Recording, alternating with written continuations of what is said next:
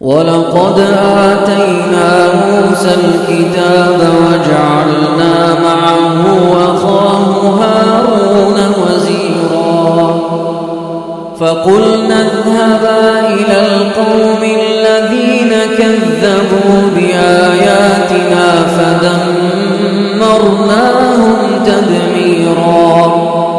وقوم نوح لما كذبوا الرسل أغرقناهم وجعلناهم للناس آية وأعتدنا للظالمين عذابا أليما وعادا وثمود وأصحاب الرس وقرونا بين ذلك كثيرا وكلا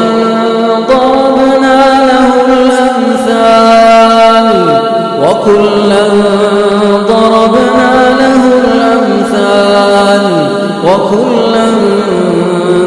تبرنا تتبيرا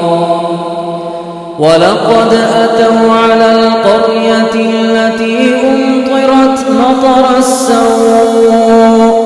أفلم يكونوا يرونها بل كانوا لا يرجون نشورا وإذا رأوك يتخذونك إلا هزوا أهذا الذي بعث الله رسولا إن كاد ليضلنا عن آلهتنا لولا أن صبرنا عليها وسوف يعلمون حين يرون العذاب من أضل سبيلا.